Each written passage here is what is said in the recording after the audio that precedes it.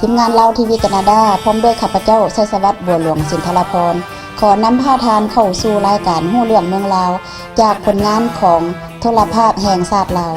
ถึงว่าพวกเฮาจะไปดำรงชีวิตอยู่แห่งหนใดพวกเฮาก็บ่เคยลืมบ้านเกิดมิตรครองประเพณีของพวกเฮาเพราะฉะนั้นข้าพเจ้าจึงได้นำรายการฮู้เรื่องเมืองลาวนี่มาสู่สายตาของท่านผู้ชมทางบ้านขอเชิญพวกท่านไปรับชมได้เลย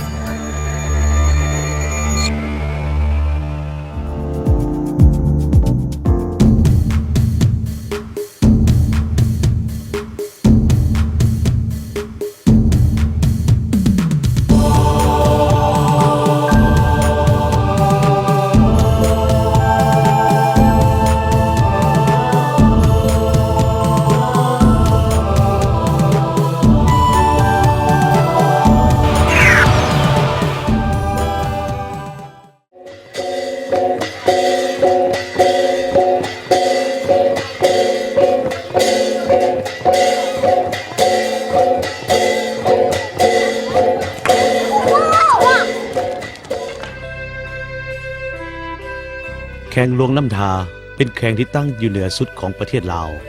มีเขตแดนติดกับแข่งบ่อแก้วแข่งอุดมไซเป็นแข่งที่อุดมหังมีทั้งด้านทรัพยากรธรรมชาติทิวทัศน์ที่งดงามประกอบมีหลายชนชาติชนเผ่าที่ตั้งภูมิลำเนาทำมาหากินในดินดอนตอนนี้คือชนเผ่าลาวเผ่าลือไต้เหนือสามเต่ายวนกึมมุอิวเมียนอาคาและอื่นๆบรรดาเผ่าในแขวงส่วนหลายแม่นส้นเผ่าดังเดิมมีบางส้นเผ่าแม่นเกินย้ายมาจากบรรดาประเทศใกล้เคียงได้หลายศตวรรษมาแล้วเผ่าอาคาก็เป็นเผ่าหนึ่งที่ตั้งภูมิลำเนาอาศัยอยู่ในเขตสีแขวงภาคเหนือของลาวคือแขวงพงศลีแขวงโลน้ำทาแข่งบ่อแก้วและแข่งอุดมไซการดำรงชีวิตการนุ่งห่มฮีดคล้องประเพณีแม้นยังคงรักษาเอกลักษณ์เฉพาะของชนเผ่าไผ่ลาวมีภาษาการปากเว้าเป็นของตนเองซึ่งเป็นภาษาอยู่ในตระกูลทิเบต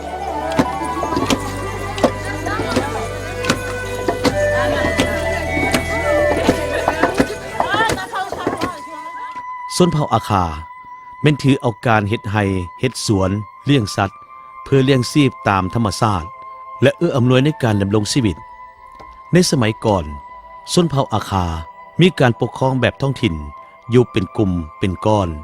ผู้ที่มีอิทธิพลจะเป็นผู้ปกครองเอิ้นว่าเจ้าบ้านจากนั้นก็มีการปกครองกันเป็นก๊กเป็นเหล่าเสื้อสายตำแหน่งผู้ปกครองของเผ่ามีคือจ่าแสนพญาเลื่อนตามลำดับนอกจากนั้นอยู่ภายในบ้านต้องจัดตั้งหัวหน้าสาวหนุ่มเพื่อเป็นผู้บัญชาคุ้มครองสาวหนุ่มหญิงชายภายในบ้านเขาเจ้าจะเลือกเอาผู้ที่มีความเข้มแข็งมีหัวคิดประดิษฐ์สร้างฉลาดกว่าหมู่รู้จักพัวพันประสานงานกับภายนอกภายในได้ดีแขวงโลนลาของพระข้าพเจ้าถือว่ามีอยู่17เผ่าอยู่ในนี้แมนเผ่าอาคาหรือว่าเผ่ากอเนาะแล้วก็เผ่าขมุแมนมีจำนวนพลนะถือว่าหลายกว่าหมู่ถือว่านอกจากนั้นประกอบด้วยเผ่าต่างๆและบรรดาเผ่านี้ก็มีภาษาปากเว้ามีฮิตของประเพณีที่แตกต่างกันในระยะที่ผ่านมานี้ประชาชนจำนวน17เผ่าอยู่แขวงโลนลาของพระข้าพเจ้านี้และแม่นเคยตั้งเฮือนหรือว่าที่อยู่อาศัยแบบกระจายกระจายอยู่ตามสันภูเปื้อนภูอยู่ทงเพียงจำนวนหนึ่งก็อยู่แค่แม่น้ำและการดำรงชีวิตก็ถือว่ามีความยุ่งยากขาดเคลื่อนหลายหลังจากมีแนวทางเปลี่ยนเป็นไม่ก็คือนโยบายของพรรครัฐเฮาที่วางออกได้เต้าโฮมประชาชนที่อยู่กระจายกระจายหันมาโฮมเข้ากันจากเต้าโฮมเป็นบ้านน้อยก็โฮมเป็นบ้านใหญ่จัดสรรอาชีพคงที่เพื่อให้เขาเจ้าจากการเฮ็ดไร่ผลิตที่มั่นคงกว่าที่มันยืนยงกว่าปรับปรุงการจะตั้งของบ้านให้มันนักแน่นแข็งแข็ง โดยเฉพาะเขาได้ปรับปรุงในบ้านห้องในบ้านเนาะพร้อมกันนั้นเขาก็ได้ปรับปรุงเรื่องเจ้ากกเจ้าเราอยู่ในบ้านหันเพื่อเฮ็ดให้การจัดตั้งอยู่ในบ้านของเขาเจ้าหันให้มันมีความหนักแน่นเข้มแข็ง บ้านปุงกอกเป็นบ้านของเผ่าอาคาขึ้นกับเมืองสิงห์นอนอยู่ใน17ชนเผ่าของแขวงหลวงลำธามีพลเมืองทั้งหมด345คนหญิง167คนมี58หลังคาเฮือนการตั้งบ้านเฮือนของเผ่าอาคา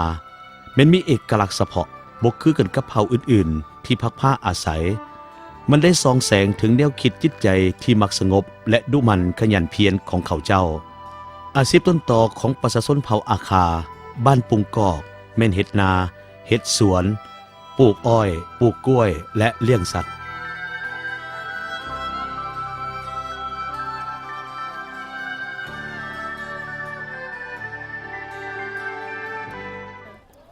ปีหนึ่งภาคเก่าโดยแต่สิหะมาตามบะปุ้งกอนี้แล้วก็นะมาอยู่นี่ก็มองมาอยู่มองเมื่อนี่ก็ไปหาเจ็บเปแล้วก็ไปหักมอแล้วก็ง่ายเนาะแล้วก็นะมาอยู่มองเมื่อแล้วก็ปัจจุบันนี่ก็สบายเลยนะเนี่ยมาอยู่มองเมื่อนี่ก็มาอยู่นี่แล้วก็เห็นหน้าเปอาชีพตุตอก็เห็นหน้านะเมื่ออยู่ผู้ด้วยมันนี่เฮหายปัจจุบันนี้แล้วก็อันเฮหน้าแล้วก็อันเฮสวยจะพลาแล้วสุกอ่อยแล้วอันต่อปีเก่า18อันผู้อ้อยเนี่ยอันผู้อ้อยห่อ18แล้วก็ผู้อ้อยอันเลียซักสั่งย้ายแล้วสั่นหน่อยแล้วเนาะนี่ก็ยังมียังดีอ่ะนี่ก็ปัจจุบันบามาฮอนี่ก็อันบาเฮาก็ดีมีอยู่มีกีนะ เผ่าอาคามีวัฒนธรรมนุ่งถือที่งดงามเครื่องนุ่งประดับทุกสิ้นส่วนแม้นเกิดขึ้นด้วยสีมืออันวิจิตรบรรจงของเขาเจ้าเองแผ่นแพรที่ใส่ตัดยิบเสื้อผ้าอาภรณ์ทั้งเพศหญิงและเพศชายแม่นผลิตเอาเองนับแต่การประดับตกแต่งด้วยเหรียญเงินจุกเงินหมันทักแซวด้วยเส้นฝ้ายหลายสีล้วนแต่เกิดขึ้นจากจินตนาการของเขาเจ้าเองผู้ชายจะนุ่งทรงขาสร้างทรงปัดแพรฝ้ายสีดำนินเสื้อแขนยาวพร้อมทั้งเห็ดแคบด้วยแพรสีต่างๆเรียบตามแคมตีนเสื้อคอเสื้อแขนเสื้อธงเสื้อสำหรับผู้หญิงนุ่งเสื้อก็จะมี3ผืนคือทั้งในเป็นเสื้อซ่อนสายเดียวเสื้อแขนยาวทักแซวตามตีนเสื้อแขนเสื้อทั้งนอกเป็นเสื้อแขนสั้นประดับด้วยเหรียญเงินจุกเงินหมันนุ่งกระโปรงสั้นมีผ้าพันแข่งทิศทักแซวลวดลายหลายสีใส่ให้งดงามสำหรับหมวกที่ใส่หัวนั่นก็เป็นเอกลักษณ์แตกต่างกันระหว่างสาวน้อยสาวที่มีผู้บ่าวแล้วแม่เฮือนแม่ห้างแม่ไม้การแต่งกายของเผ่าอาคานี้ส่วนหลายเป็นมักนำไส้ประเภทเครื่องเงินเป็นการประดับนับแต่ผ้าพันแข่งขึ้นเมื่อฮอดพันหัวล้วนแต่เป็นประดับด้วยเหรียญเงินที่ประกอบเข้ากับเครื่องนุ่งห่มที่เฮ็ดด้วยผ้าฝ้ายดำนินที่เป็นเอกลักษณ์ของเผ่า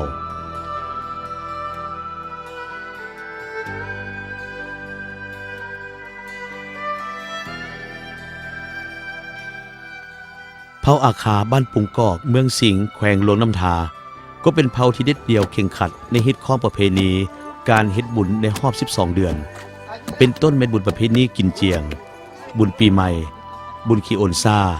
บุญประเพณีประตูโขงและอื่นๆเมื่อเก็บเกี่ยวผลและปลูกเหียบห้อยแล้วในระยะระหว่างท้ายเดือน12สากลของทุกๆปีเขาเจ้าจะจัดงานบุญปีใหม่มีการมวลซืน2คืน3มื้อก่อนอื่นสาวหนุ่มบ้านก็คือพ่อแม่พี่น้องทุกครอบครัวก็พากันห่างหาก้าเกียมอาหารการกินให้เพียงพอกับการรับแขกบ้านแขกเมืองที่จะมาร่วมในงาน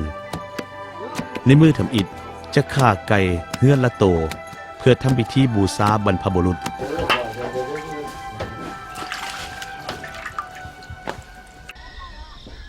หุงเศร้าของมือบุญ แต่ละครอบครัว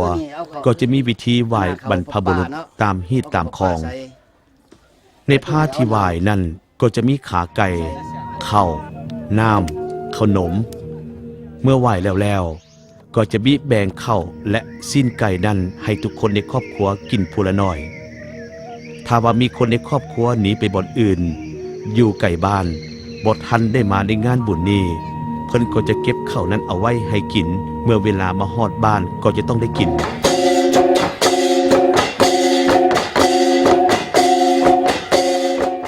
มื้อที่สองบ่ให้ขาดสัตว์หยังมีแต่มวลซื่นสาวหนุ่มหญิงสาวก็จะพากันแต่งตัวที่งดงามเลาะลิ่นตามบ้าน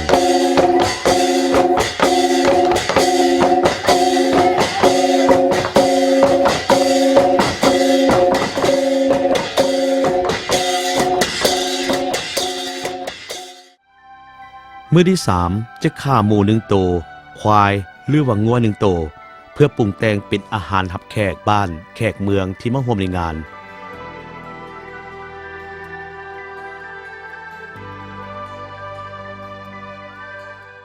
คือคอประเพณีก็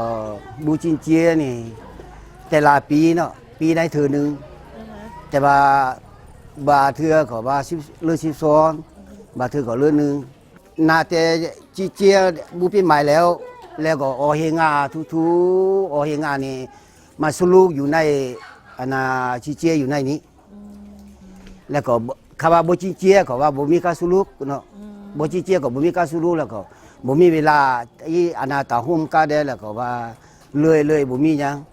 แต่ว่าเฮคอนี่มันมีอยู่เฮคอนี่แต่สุปูสุหมอพุ่นแหละมีมาแล้วเนาะ ถือว่าบูปีใหม่นี่ถือว่ากะเกก็คือว่าอันน่ะทั้งถอดทั้งเกก็เจ้าได้เฮ็ดไว้เนาะอันน่ะเธอเฮ็ดคอเฮาเอาไว้อยู่ในนั่นน่ะแต่ว่าอันน่ะเฮาอีกขาละลัดนี่ถือว่าตาเฮ็ดคอนี่เอาไก่แล้วเหลือหมูบ่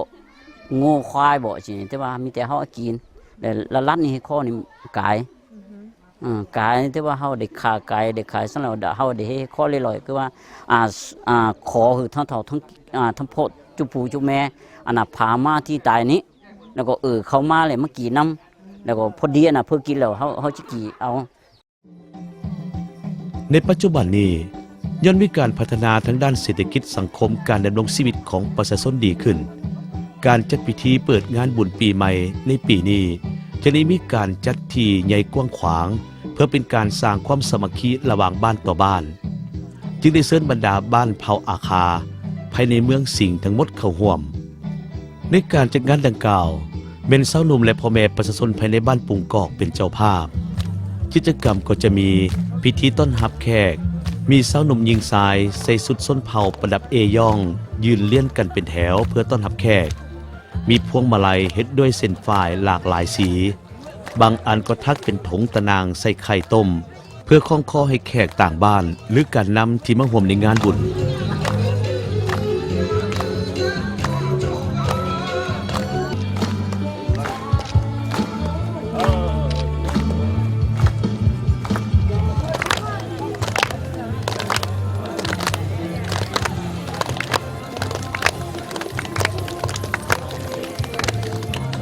โอกาสต่อไปขอเฮียนเชิญทานอาเจอในบ้านพุ่งพอเมื่อถึงเวลาคณะจัดตั้งงานบุญก็ได้ขึ้นเวทีเปิดงานโดยเป็นเจ้าเมืองเมืองสิงห์เป็นประธานเปิดงานอย่างเป็นทางการจากนั้นในบ้านก็ได้ขึ้นอ่านบทสรุปผลงานและการพัฒนาชีวิตการเป็นอยู่ภายในบ้านของตนพร้อมด้วยการแสดงศิลปะของชนเผ่าอย่างม่วนซื่น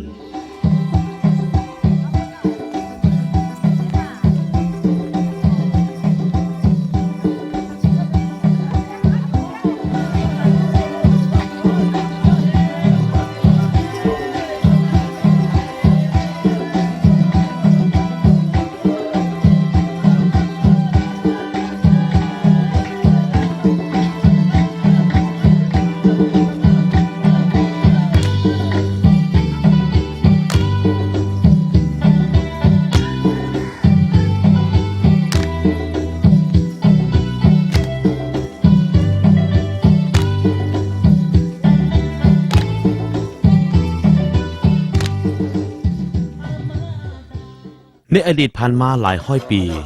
เผ่าอาคามีการดำรงชีวิตด้วยความทุกข์ยากลำบากลาหลังงมงวย และห่างไกลความเจริญตกมาถึงระบอบใหม่นับแต่ประเทศชาติได้รับการปลดปล่อยเผ่าอาคาก็คือประชาชนเผ่าต่างๆได้มีชีวิตใหม่อย่างเห็นได้อย่างจะแจ้งเขาเจ้ามีสิทธิเสมอภาพเท่าเทียมกับเผ่าอื่นมีประชาธิปไตยอย่างเต็มส่วนมีวิถีชีวิตที่อุดมสมบูรณ์ขึ้นวัฒนธรรมประเพณีที่ล่าหลังถูกลบล้างไปเทื่อละน้อยวัฒนธรรมอันดีงามได้ถูกรักษาเอาไว้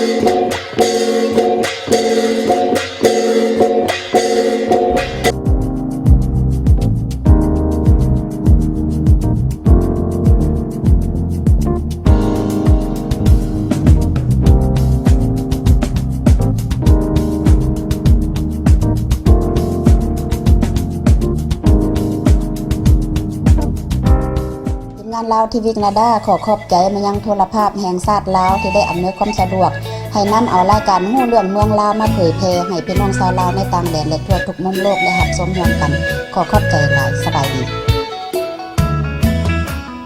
เหมือนเรือล่องไปกลางสายทาลาลาวทีวีแคนาดากำเนิดเกิดมาด้วยศรัทธาใจด้วยความมุ่งมั่นบากบั่นให้ถึงจุดหมายทีมงานกลุ่มลุมสุมใส่ไก่ไก่หักใส่สังคมลุ่มดอนบางตอนอ่อนล้าลาวทีวีแคนาดาฟันฝ่าท่ามกลางคืนลมท้อแต่บ่ถอยหวังคอยคะแนนนิยมคำเห็นตำหนิติชมขอกราบผมด้วยความยินดีนานนับปีลาวทีวีแคนาดายอมเสียสละเพื่อได้มาซึ่งเกียรติศักดิ์ศรีเพื่อสังคมลาวมีหน้าข่าวในจอทีวีวัฒนธรรมคูณค้ำสิ่งดีที่ลาวเฮามีให้โลกได้หูเพื่อสังคมลาวเพื่อทุกเผ่าลาวหับหูสื่อสารการข่าววอนพี่น้องเฮาส่งเสริมสุขอยู่ลาวทีวีแคนาดาสัญญาจะสู้เพื่อสังคมลาวคงอยู่เคียงคู่วัฒนธรรมลาว